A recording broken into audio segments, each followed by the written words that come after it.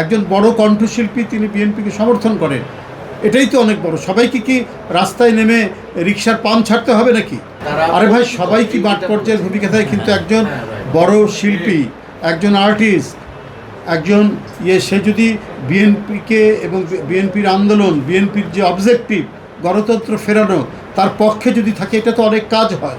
তার সাথে মিসবিহেভ করবে কেন? এটি দলের যারা সত্যিকারের নিবেদিত প্রাণ এবং সুরুচি সম্পন্ন কোনো মহিলা, তারা এই কাজ করতে পারে না। সংগঠন করার যাদের দক্ষতা এবং যাদের মেধা, মননশীলতা, সব মিলিয়েই একজন প্রার্থী বিবেচিত হবে বলে আমি বিশ্বাস করি। যাই হোক, আমার বক্তব্য আজকে এই পর্যন্তই। আপনারা ভালো থাকবেন। আজকে তো সময়সীমা শেষ, এটা কি বাড়ানোর কোনো পরিকল্পনা আছে কিনা? অর্থাৎ ফারুক ব্যক্তির সময়সীমা বাড়বে কিনা? যদি ঊর্ধ্বতন নেতৃবৃন্দ যদি বলেন, পার্টির চেয়ারম্যান, মাননীয় প্রধানমন্ত্রী যদি বলেন, তাহলে সেই ক্ষেত্রে আমরা বাড়াতে পারি, কিন্তু এখন পর্যন্ত কোনো নির্দেশ নেই। আজকেই শেষ। RICL TMX, যুগের পর যুগ স্থাপনা থাকে মজবুত। স্যার, আরেকটা প্রশ্ন আছে। স্যার, গতকালকে দেখলাম যে কিছু সেলিব্রিটিরা মনোনয়ন প্রত্যাশার জন্য আসাতে তৃণমূল এনজিও অনেকটাই ক্ষোভ প্রকাশ করে। তো সেটা আসলে সবার জন্য স্বাভাবিক কি বলবেন? তো তৃণমূল কে করেছে বলেন আপনি? তৃণমূলে দেখা গেছে যে দুজন মহিলা আসছিলেন। দুজন? তাহলে নিশ্চয়ই তারা দুজন তাদের আচরণের সাংস্কৃতিক ঘাটতি আছে, তাদের আচরণ অত্যন্ত ত্রুটিপূর্ণ। কেন সেলিব্রিটিরা আসবে না কেন? পৃথিবীর অন্য কোনো দেশে দৃষ্টান্ত নেই? দৃষ্টান্ত রয়েছে তো। আর্নল্ড শোয়েজনিগার, আপনি দেখেছেন যে উনি আর কয়দিন রাজনীতি করেছেন, কিন্তু তিনি রিপাবলিকান পার্টির নমিনেশন পেয়ে তিনি ক্যালিফোর্নিয়ার গভর্নর হয়েছে।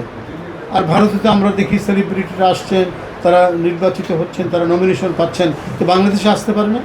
তিনি সেলিব্রিটি হয়েছেন তো একদিনে না, তাকে অনেক খড় কাঠ পুড়িয়ে আসতে হয়েছে। তার সাথে মিসবিহেভ করবে কেন? এটি দলের যারা সত্যিকারের নিবেদিত প্রাণ এবং সুরুচি সম্পন্ন কোনো মহিলা, তারা এই কাজ করতে পারে না। আমরা এই বিষয়টি খতিয়ে দেখছি এবং যে এই ধরনের ঘটনার সাথে জড়িত, নিশ্চয়ই তার হবে, তার সাংগঠনিক ব্যবস্থা হবে। তারা বলেছেন যে তাদের মাঠ পর্যায়ে কোনো ভূমিকা নেই। আরে ভাই, সবাই কি মাঠ পর্যায়ের ভূমিকা থাকে? কিন্তু একজন বড় শিল্পী, একজন আর্টিস্ট, একজন সে যদি বিএনপিকে এবং বিএনপির আন্দোলন, বিএনপির যে অবজেক্টিভ গণতন্ত্র ফেরানো, তার পক্ষে যদি থাকে, এটা তো অনেক কাজ হয়। অনেক বিখ্যাত অধ্যাপক এমাজউদ্দিন স্যার কি তিনি রাস্তায় দাঁড়িয়ে মিছিল করতেন? তা তো করতেন না, কিন্তু উনি বিএনপিকে সমর্থন করতেন, এটা দেশবাসী জানে। এটা আমাদের অনেক কাজ হতো।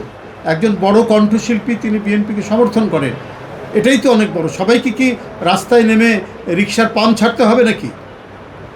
এটা কী ধরনের কথা যে একজন পার্টি অফিসে একজন সম্মানিত শিল্পী আসবে, তার সাথে এরকম ব্যবহার করবে?